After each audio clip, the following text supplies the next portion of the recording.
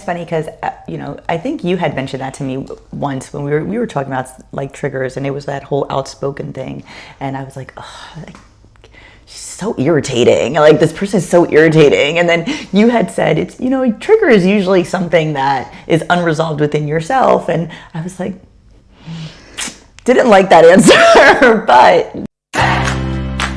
Welcome to the Limitless Tribe, where two badass women build businesses, chase dreams, and keep it way too real. I'm Kat. And I'm Mel.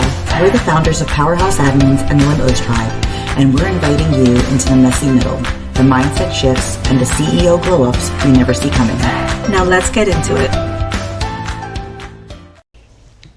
So today we're going to talk about triggers and what they actually mean. So we use the word triggered, and casually, that's how we use it now, as like someone that's dramatic, they're reactive, or they're immature. But being triggered isn't about being weak. It's about an emotional response that's bigger than the moment in front of you. So triggers usually feel very personal. They hit you fast. So if you're in a conversation, you feel triggered about something, usually it's very like spot on. You feel it right at that moment. And they linger longer than the situation deserves. So if you've ever felt that way and you get out of the conversation, but you're still feeling that, sense and that emotion and you can't get out of it. Or rewriting it. Yes, in your head constantly. Yeah, 2 days have gone by and you're still thinking about that thing that triggered you 2 days ago. That's usually how this happens. So if your reaction feels like too big compared to what just happened, it's usually because something is deeper, and it's touching that thing. So it's something that's deeper inside of you that hasn't been resolved. You're still working on it. You're still thinking about it. So the trigger is usually that. So remember, if that reaction is bigger than the situation, if you're in a conversation and you feel an emotion that's way bigger than you probably should be feeling, there's something unresolved that you need to be working on. Yeah, and like Mel said, a lot of people think of it as a bad thing, or it's a negative. So it's something that you should be like controlling, minimizing, and hiding. And we're going to go the popular route and go the opposite way and let you know that the triggers are more of like a roadmap. Yeah. So if it's triggering you, it's like a signal, like a sign, something that is trying to tell you. So those triggers are going to be, if you really listen to them and use them in your favor, they're really going to be helpful to you versus being something that you're trying to hide. Most triggers really aren't specifically about the person that's triggering you. They're usually about what the person reflects back to you. So something in how they carry themselves, something in what they're saying is triggering something in you. To them, it's probably nothing. Yeah. It may not even be anything that registers for that person because it's not a trigger for them, but it is for you, right? So usually our triggers are trying to tell us something about our unhealed wounds, about insecurities, about fears, desires that we haven't kind of allowed ourselves to want, and things like that. So sometimes people are going to feel triggered by people that are really confident. That's one of mine. Yeah. It used to be. Not that, there's this one person in our circle that is very like outspoken and doesn't care really about like how anyone takes it. They say what's on their mind and that's it. And that triggers me. Like I would be like, oh, but it's because I usually don't speak up. Yeah. So then that's where my trigger was. Yeah. Mine is not so much the confidence I think once you heal a bit, the next step I think would be where you admire it and then you can become it. So for like the confidence piece, I admire when people have that. But for me, it might not be saying certain things because if I'm comfortable with the people, I generally do. If I don't know the person, I might not. But if I feel comfortable, I do because I truly feel like not saying it is less of a friend or less of a partner or hurtful or even in business, like it's just not right. So I do say it. But for me, I'm very quiet. And so sometimes people that are loud or like more confident taking up space. I think that's what it is. Yeah. It's not because I'm a pretty confident person in other scenarios. I think it's that that person is loud in any space. Yeah, and they like attract attention. Yes. I think it's the attention And piece. I'm more, even though I'm a Leo and they say Leos are very like outgoing and outspoken and all this stuff, I'm more, you know, if I'm in a big setting with a lot of people I don't know, I tend to not speak up. I won't get up and dance. I won't do, you know, and this person isn't like that. So that's where I would be like, oh, but then I learned to admire it. Like now I take it as a, this is just, I need to work on this for me. And I admire that about her. And, you know, they also say like with manifesting, when, let's say you want a, something, you say you want to own a business, right? And then you start to see a lot of business owners on your social media. It shouldn't be something that gives you jealousy. It's almost like your dream is getting closer to you, because even though you're not a business owner yet, you're aligning with that business owner energy. It's in your algorithm. You're going to be learning and seeing them, and then that's kind of like your process, right? But sometimes people first will get triggered by it, then you learn to appreciate it, and then you can embody it.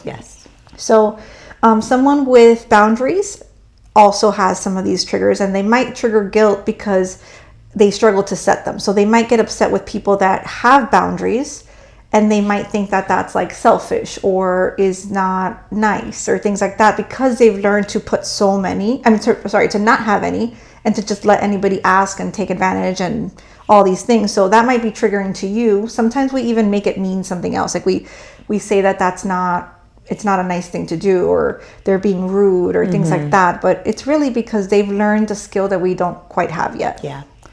And another one that I have that I've realized is, I have like an issue with authority sometimes. Not necessarily like having authority, but like, or people in authoritative positions. Like, I can't like speak up for myself to defend myself. I'm the same. Or like in a doctor, right? You know, sometimes you tell them how you feel and they're like, oh, that's nothing. Like, I don't know how to advocate. Take it and you just go, okay. I don't know how to like advocate for yourself. Or in the past where I've had really horrendous leaders, I wish I could have spoken more confidently and been more clear about some things that are happening, because it was really bad situation. So I get that. So that's something I'm aware, have not fixed yet, but awareness is like the first step. So these triggers kind of help bring it up to the light to make you aware so that you can work on the next steps. So think of it this way: we're usually rarely triggered by people doing worse than us. Usually we're triggered by mirrors of something that mirrors in someone else. That means it's something unresolved within us. And it's funny because, you know, I think you had mentioned that to me once when we were talking about like triggers, and it was that whole outspoken thing. And I was like, oh, she's so irritating. Like, this person is so irritating. And then you had said, it's, you know, trigger is usually something that is unresolved within yourself. And I was like, didn't like that answer, but then it made sense. And I was like, so ever since then, like anytime something like triggers me a little bit, I'm like, wait, what? And then like somebody else, I usually look for that thing that I'm like, oh, that's what I admire about them, or that's what I want to do more of to get there, you know? I think that was this year, because I've heard this law a lot, and it was one that I struggled to like understand. It's like the law of mirrors, where, you know, that stuff is reflecting. But sometimes some people are such horrible people that I'm like, what is the message here? I don't understand. I know. I think there was another person that you said that to me, and I was like, so I don't think so. At that time, I think I realized it because I had a situation before I started the business.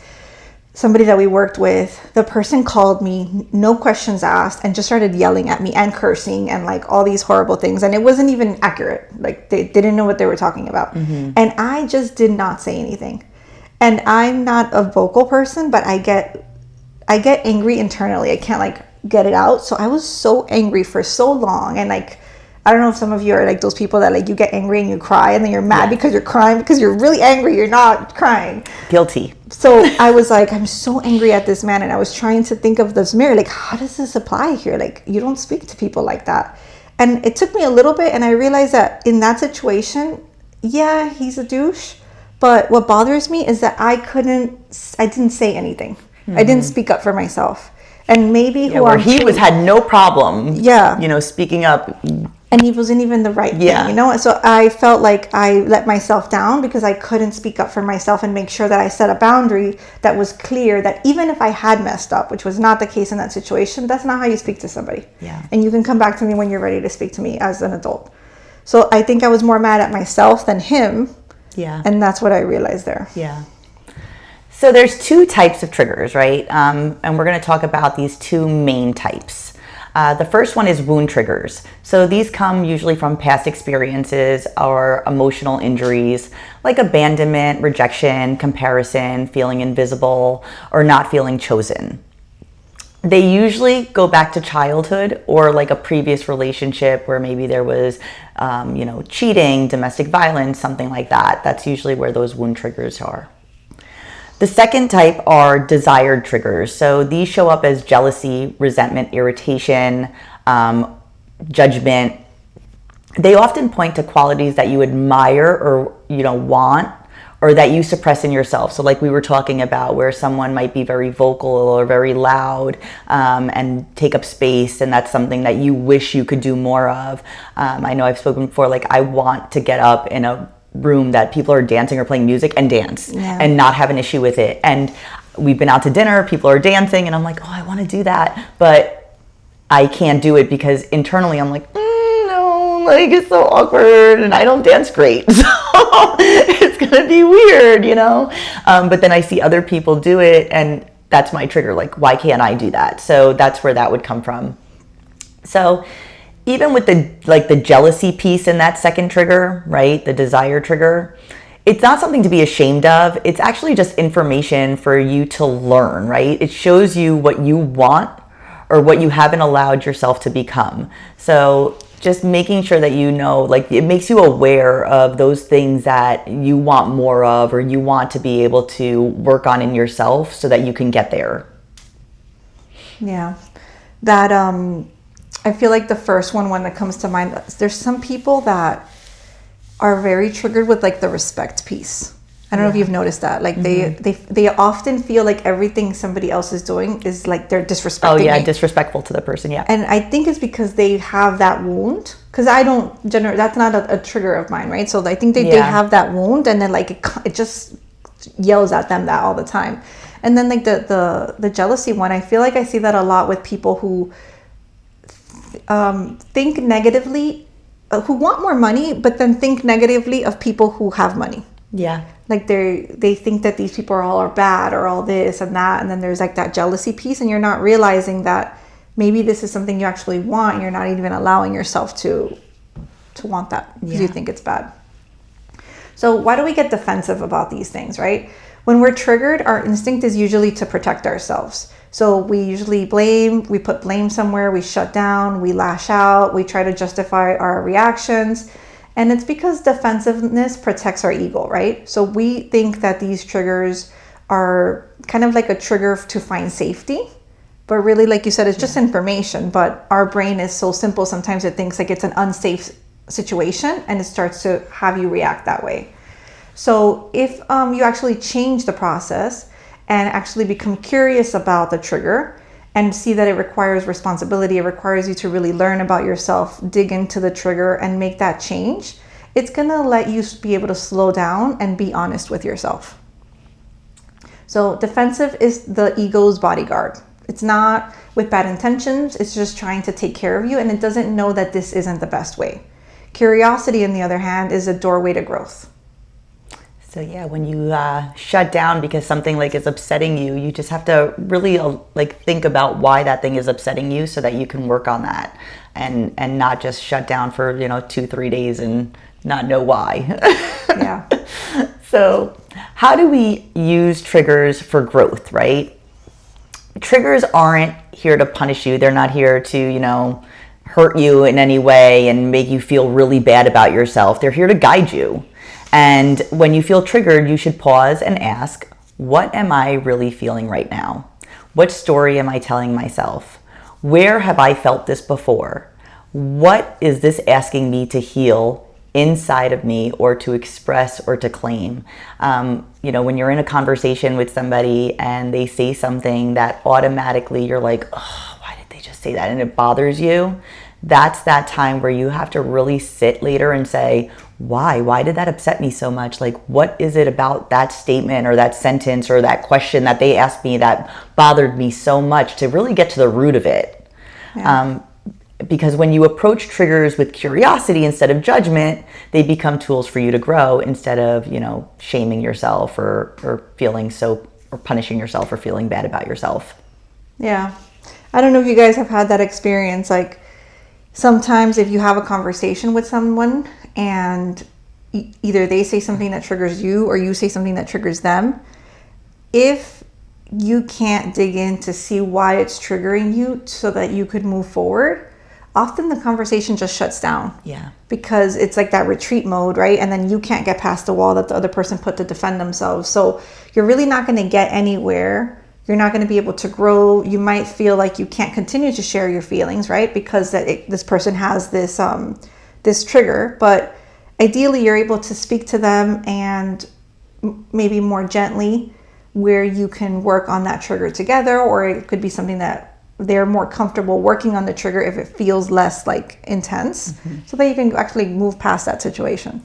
I have a lot of work to do around boundaries still. They've gotten a lot better. They have. But there's still a lot of things that I need to work on with boundaries. And I don't know if this has ever happened to you, but someone in my family had messaged me about something that they basically just telling me something to do for them. And not asking. Yes, no, it was do this, this, and this, right? And I read it. And of course I read it to Paul, and I'm like, can you believe that they said didn't? And I was like so mad about it that I read it in like an angry voice, and I said that this is exactly how they said it to me. And Paul's like, I think that's how they were writing it. And I was like, it's how they said it. And he's like, no, I think that you are just really, and it's because it triggers me, because I'm so upset that of myself, right? Because I haven't set up those boundaries, and I haven't had those conversations with people like, hey, no, I have, my time is valuable, and I have other things that I'm doing, and I can't do this for you. So it automatically triggered me to get the message, and then I read it in a way that was like, really mean and irritating, but it's just because that's how I felt inside about myself. Yeah. And in this situation, the only thing that's changed is you. Yeah. Because the person is probably asking how they have always asked. Yeah, they're not. And this hasn't bothered them at all. Always done it. So now, and you don't have to do it in a mean way, because sometimes I think we've been like accumulating all this resentment from all the times when you did do it without saying anything. So now you kind of could blow up, right? Yes. But maybe you say, hey, you have to word it in a different way, where you let them know like, hey, things have changed, and I want to do things this way going forward, or I'm not able to anymore, and here's a suggestion where you can do this yourself, So you kind of have to reteach people, or show them that it's completely on me. I have to guide people now on what I want, and what I'm going to allow and what I'm going to accept. But definitely still a work in progress. I just love that he's like, that's not. It's all you. And it's so funny because Paul is so chill. He is. That I think most messages in general, he's going to read them chill. Yeah. And maybe we can post it here, because I think you guys should watch it. Do you know what I'm talking about? I think it's Keenan and Peele. Yes. This video that they have where they talk about the texting situation and their friends. And like one friend is a little bit uptight and the other friend is like, just chill. And the whole conversation was like, sure. And the other was like, sure, just whatever. Like the whole thing is hilarious. It's very funny. And it's just such a short way to like show how things are happening and how the other person might not even have any idea. So relationships, right? I think this is like a big battleground for triggers. Like it's like mines everywhere, right? So it's not that the relationships create triggers or activate them. I'm sorry, it's not that they create them or makes up triggers you didn't already have. It's that the closeness with this person physically and emotionally, somebody who knows you more than others, it's going to create the situation where those triggers can show up more, can be activated more. And it is a safe space. So maybe that's another reason why the triggers can come up more, and hopefully you're able to listen to them and grow from them, knowing that it's a safe space and you can work on them within their relationship, right?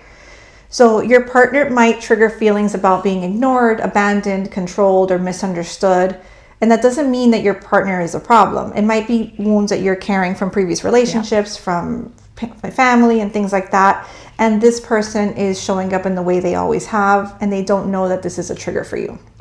So it just means that the relationship is touching something that already existed, and your partner isn't responsible for healing them. But ideally, if you have a great one, it's one that you can kind of work together, and they can kind of be a little bit understanding, knowing that this is a trigger and it's something you need to work through, right? They can hold space for you while you're going through this process.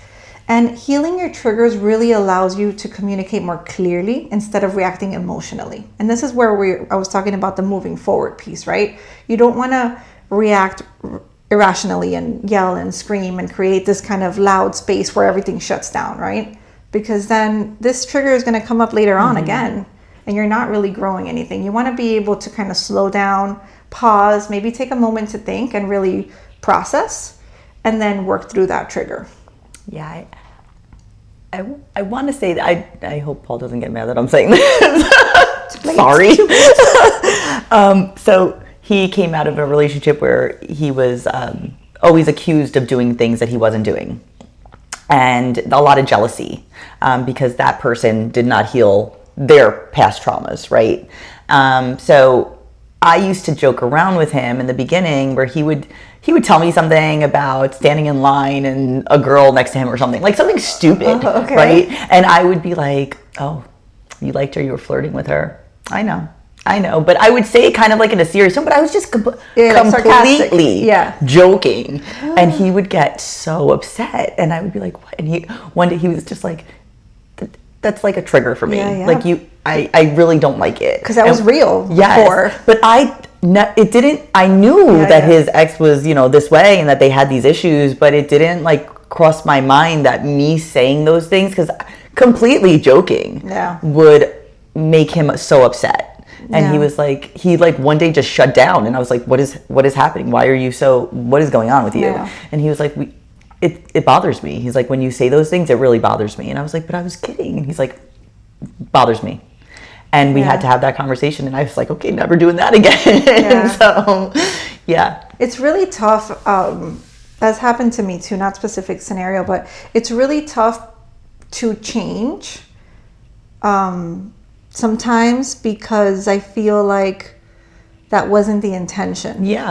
So, so I feel like that one is a little bit cleaner and easier to like cut off. But sometimes you don't realize certain things that you just say, and they're not about your spouse at all, or your boyfriend or girlfriend or partner. And you truly don't mean it that way. Like it's not directed at them, but that person, because they have that trigger or that wound, they just, whatever you said, they went and grabbed it and applied that to themselves, right? And then that person, if you don't discuss it, might think that you really feel that way. They're going to internalize it, and it's going to really bother them, and they might shut down completely, and you have no clue why. So if you notice that, which that's happened to me too, like try to make it a point to like calmly have a safe space where you can sometimes force a person a little bit to like discuss this a little bit further in a safe, very calm tone, so that they understand that this is not really how you meant it, that you will make an effort to change your wording and how you truly feel about them, so that it can help them heal a little bit, and maybe not connect those pieces when you're saying them, because they're not about them. So what happens when you heal triggers? When you stop avoiding your trigger and you actually start listening to them and, really learning what they're about, everything in your life changes. You become less reactive when you're having a conversation with somebody and something sets you off. It doesn't anymore. You're less reactive to that. Your boundaries get clearer. Still working on that one. Your communication improves.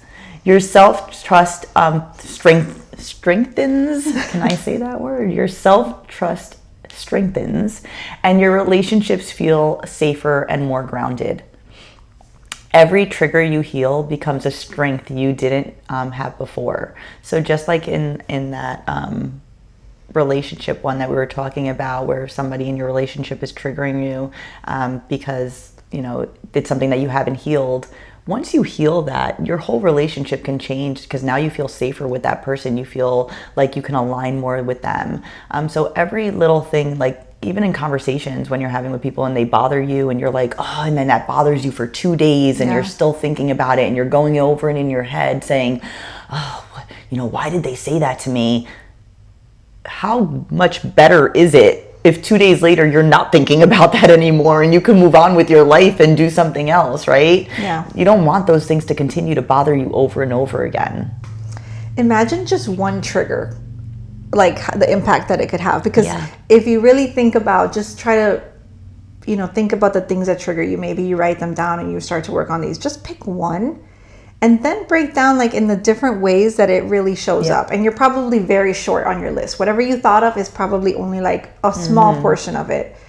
It would rearrange a huge part of life because you will, if you're no longer triggered by it, it's almost like you don't hear it because it doesn't apply. You're not making it apply to you, So, and then you save all that time of stressing and not feeling good when you're overdoing these little things, right? And you fix that thing now, right? Yeah. Like it feels good to heal different parts of you. And when you were saying that last message, it makes me think of the word unbothered.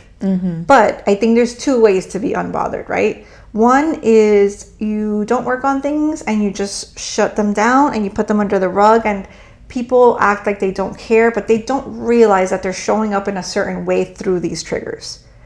I like the word unbothered in that I want to get to that point where I can remove these triggers, where I truly show up calm, relaxed. It's not something brewing underneath that you haven't taken care of yet. Correct. I don't make things mean something about me every time. Sometimes things just are. Yeah. So it just would be a very healing and peaceful feeling is how I feel unbothered is, right? So if you've been feeling triggered lately, you're not regressing, you're not going backwards, you're actually becoming more aware. You're now catching the signals. Honestly, most people, they have no idea that they're being triggered. They just think that this is how they are, or this is the right reaction, or this person deserves it. They're completely unaware. So the fact that you're being triggered more often means that you're paying attention and you're able to start moving on to kind of that next step, right? So you're becoming aware. Awareness always comes before growth. And every time that you're going to choose curiosity over defensiveness, you're going to reclaim your power and you're going to be able to step forward instead of going backwards. Your triggers are not the enemy. They're your invitation to go further. So if this episode resonated with you, please share it with someone, subscribe to the podcast, and leave us a review. We'd really appreciate it. And remember, your growth begins where your triggers show up. Our next episode is about emotional independence in relationships, how to love without losing yourself in the process. And as always, until next time, your life, your rules, stay limitless.